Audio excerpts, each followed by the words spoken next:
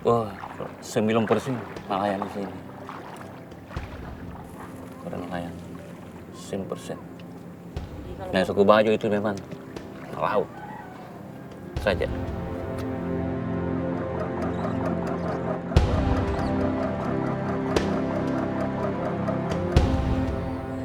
Terkadang memang dia sudah tidak pernah hitung-hitung itu jumlah kos yang dia pakai dengan hasil yang dia dapatkan. Ya, yang penting mereka sudah ada gabahnya, mereka sudah ada berasnya, aman untuk dimakan.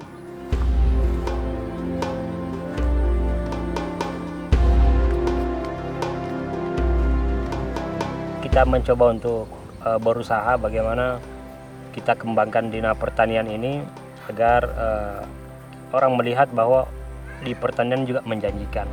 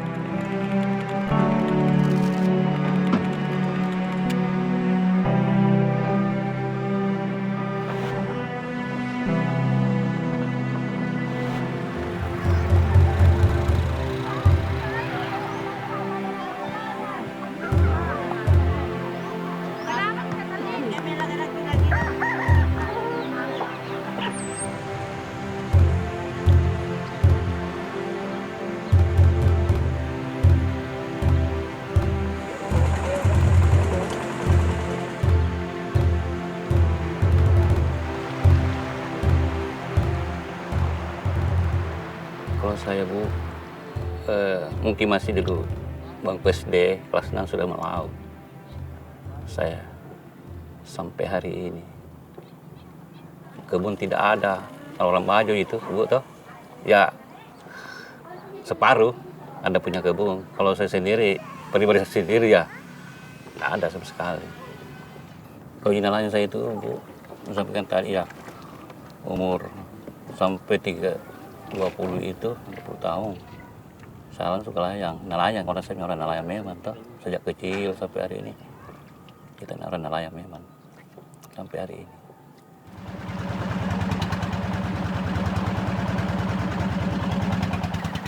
Kalau semua laut toh, ini kan waktunya kita saja Bu. Kalau teduh kita ke laut. Kalau musim begini lagi ombak besar toh, kita jangan ke laut. Kita harus ke Karan. Jauh, 2 jam lah perjalanan. Pakai 30 liter solar. Jangkauannya jauh. Atau 3 mil, 4 mil. Lebih-lebih di Karang sana lagi. Kita 2 jam baru sampai ke sana di Karang. Karang jauh. Kalau dekat tidak bisa kita dapat ikan.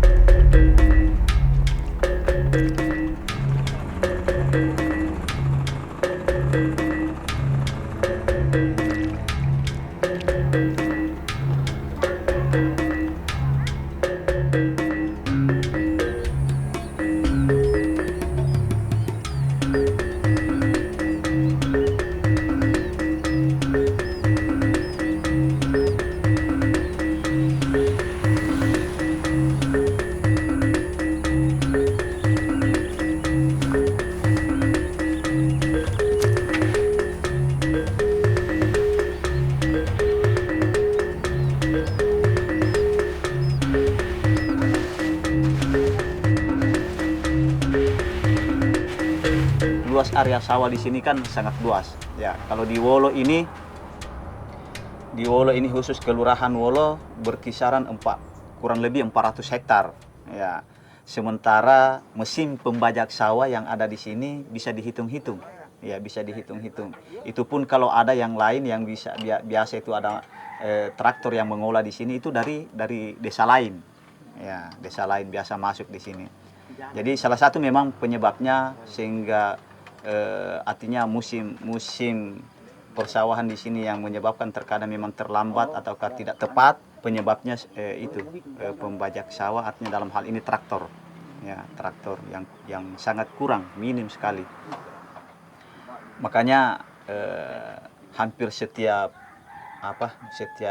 waktu itu ketika misalnya ada pertemuan rapat dari pihak pertanian, ya kami selalu meminta dan mengusulkan bagaimana supaya petani sawah di sini ya diperhatikanlah secara khusus bagaimana supaya bisa petani bisa sejahtera, bisa menghasilkan yang sesuai yang kita inginkan, ya.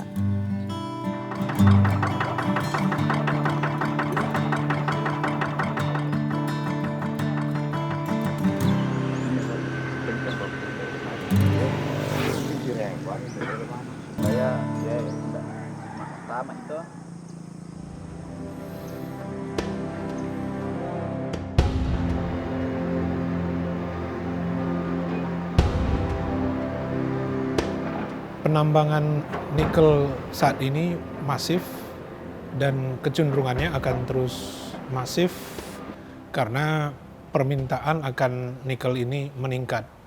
Tetapi risiko lingkungan dan dampak lingkungan yang terjadi itu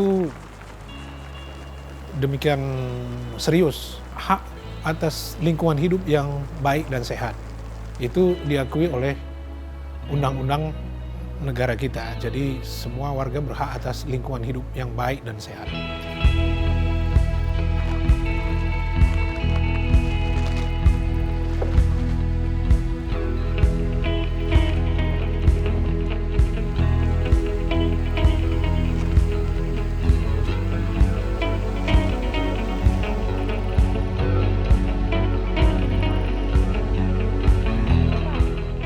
Ketika nikel ini masuk.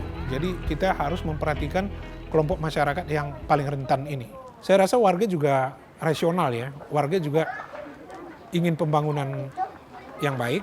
Kalau dirasa oleh warga manfaatnya lebih banyak, tentunya mereka mendukung. Tapi kalau warga sendiri merasa ini sangat berdampak terhadap ekonomi mereka dan itu tidak tergantikan dengan ekonomi baru dengan nanti tambang ini yang masuk, pilihan itu ya kita hormati begitu. Jadi dilakukan dialog secara baik lah ya dengan warga begitu ya, dengan pendekatan yang menghormati martabat warga yang terdampak.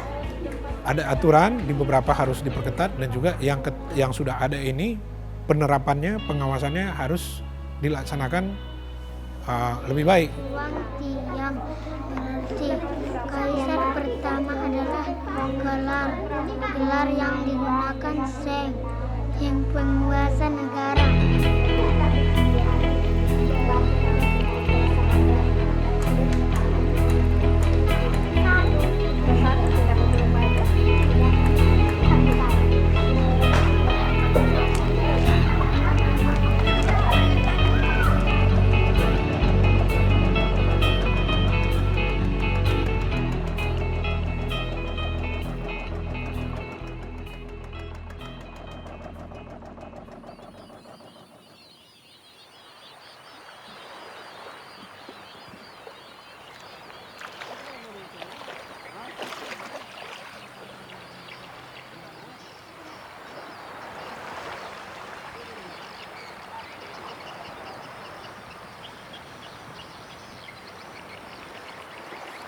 Ada dari situ. Bisa maju.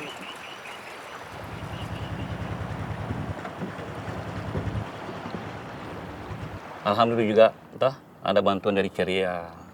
Ini kapal ini kita pakai Bu. Ini hanya muatan 1 tom. Ini baru kita ini 5 orang ini di sini Bu. Sendiri atau? Enggak, kita ini kelompok 5 orang satu kelompok. Nah, bagaimana nanti ini model mengaturnya? Kalau kita mengaturnya, kalau memangnya teman-teman ada kesempatannya, kita sama-sama. Kalau dia lain alat tangkapnya, kita ganti-gantian lah pakainya.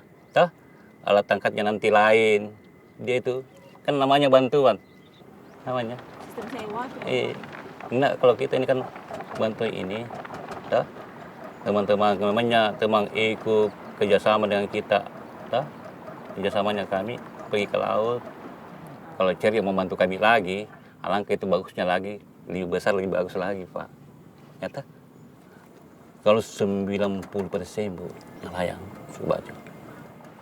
Kayak memang ada masuk di kerja juga, tapi separuh ya Bu. Nyata. Kadang-kadang dia itu perahunya, kalau ada waktunya apa istirahatnya, ada cutinya mungkin itu pergi ke laut lagi dia. Masih ada juga. Orang tuanya nelayan, anaknya masih nelayan, anak muda ini. Baru umur sampai 20 ini, 20 lebih, masih ikut sama orang tuanya.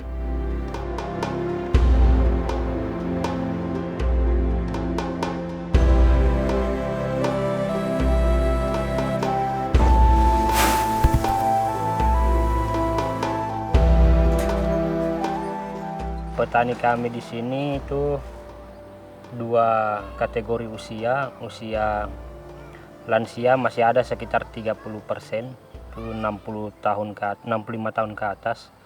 Kemudian usia di bawahnya itu 62 tahun sampai 50 itu sekitar 40%.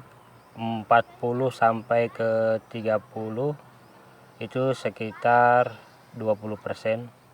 Selebihnya itu petani milenial. Makanya kita juga sebagai pengurus gabungan kelompok tani juga berpikir bagaimana kita kembangkan minat generasi ini supaya tidak semuanya ke tambang, tapi sebagian di pertanian sawah.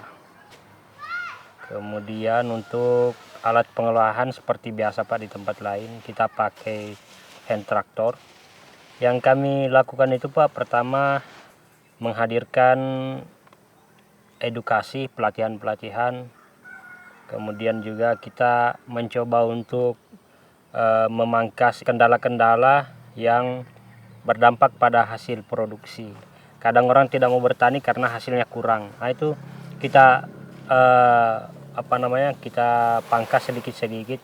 Kita kasih contoh di biaya produksi. Nah, sehingga minat bertani itu petani itu semangat lagi bahwa sudah ini kosnya sudah agak kecil. Sehingga mereka bisa tumbuh semangatnya untuk bertani. Makanya sangat penting ini kita jaga generasi petani milenial. Karena mereka lah yang generasi digital yang kita harap untuk berkontribusi besar di pengembangan pertanian. Karena warga Wolo ini kalau tidak ada sawah berarti tidak produksi gabah, berarti tidak produksi beras. Otomatis mereka belanja beras dari luar. Nah, setelah belanja dari luar otomatis harga beras dari luar pasti akan mahal di tempat ini. Modernisasi alat pertanian itu sangat penting Pak. Andaikan angkanya 10 ya kita kasih 10 saking pentingnya.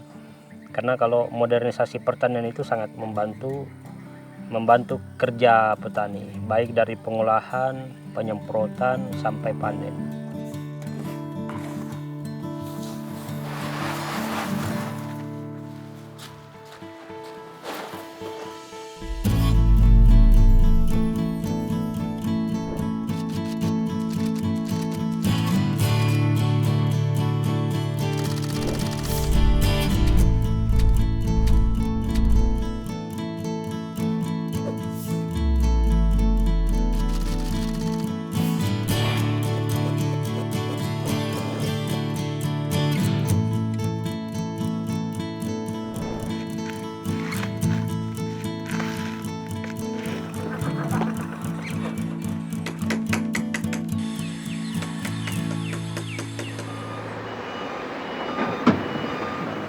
Menurut saya bahwa pertambangan itu tentu merupakan suatu investasi yang sebenarnya memang kita secara pemerintah tentu kita ini menantikan untuk bagaimana mengembangkan investasi di Kolaka.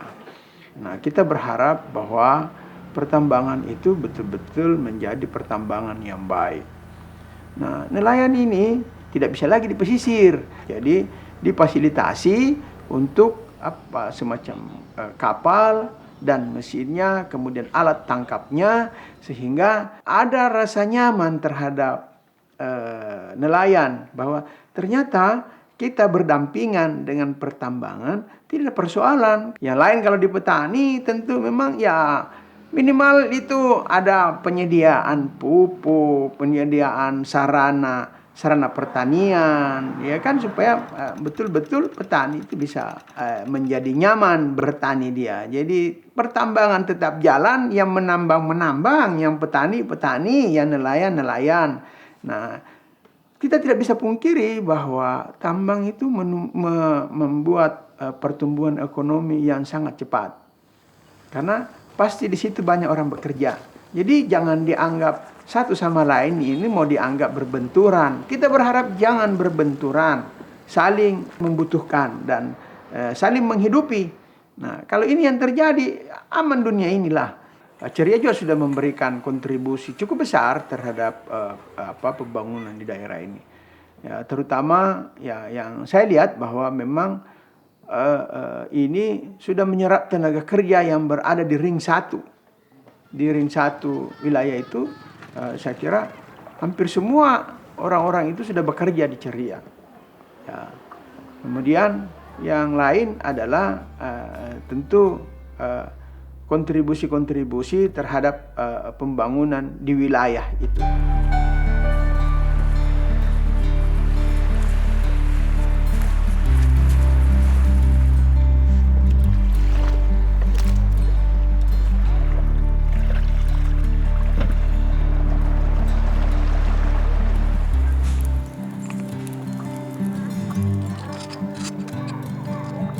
Biasanya kalau banyak kita dijual di pasar. Kalau biasa banyak ya. Setelah dijual biasa hasilnya begitulah disisihkan untuk anak sekolah, untuk hari-hari, disimpan untuk dimakan, barunya dijual.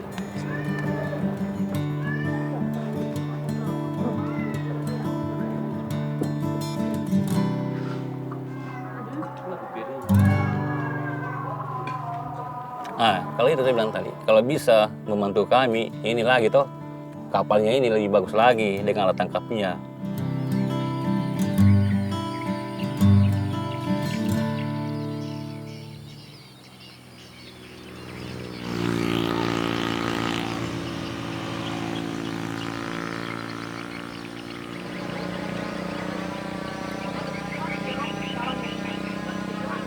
Gimana itu perasaan Pak dapat lagi bantuan traktor? Selama ini kan kendalanya itu, dibilang kekurangan ini.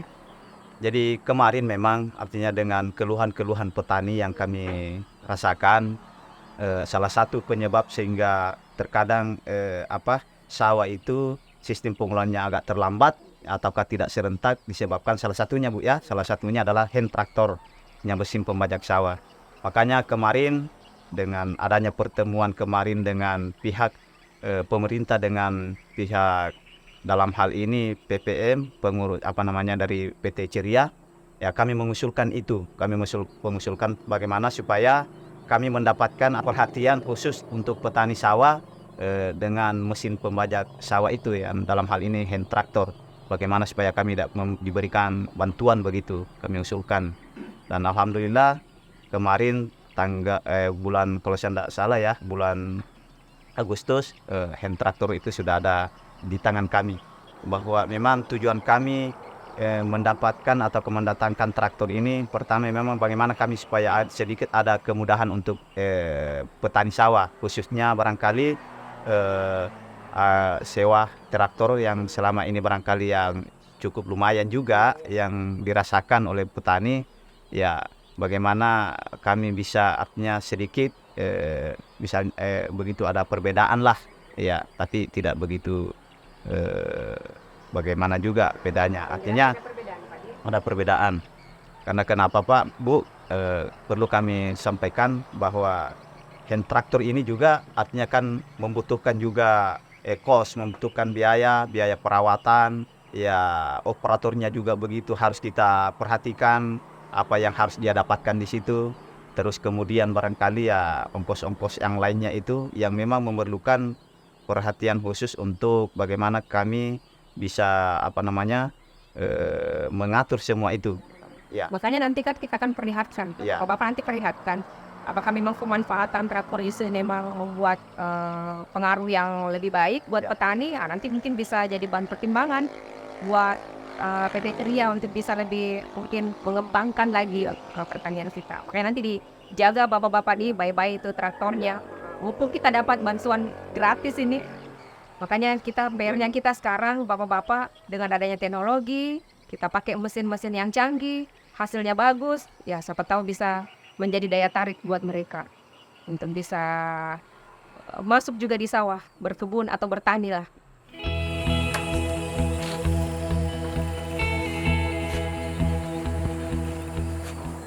Salah satu sumber utama kita di sini ya, yang memang sebenarnya menjanjikan sekali, itu adalah salah satunya persawahan.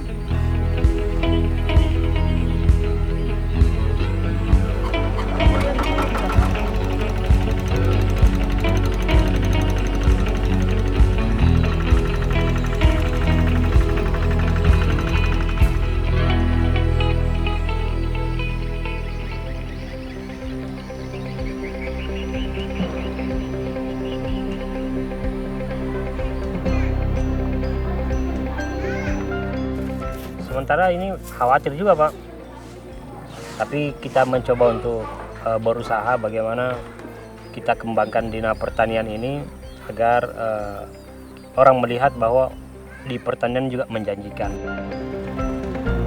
Makanya tidak ditinggalkan. Mungkin persisnya juga bahwa kan ini masih di kota, mungkin dia itu tidak mau menambang atau bagaimana ikut ditambang, bahwa penghasilannya atau bagus atau gimana untuk pribadinya sendiri toh. Cukup juga kalau musimnya, ya toh. Kalau musimnya ikan cukup lumayan juga kita orang nelayan.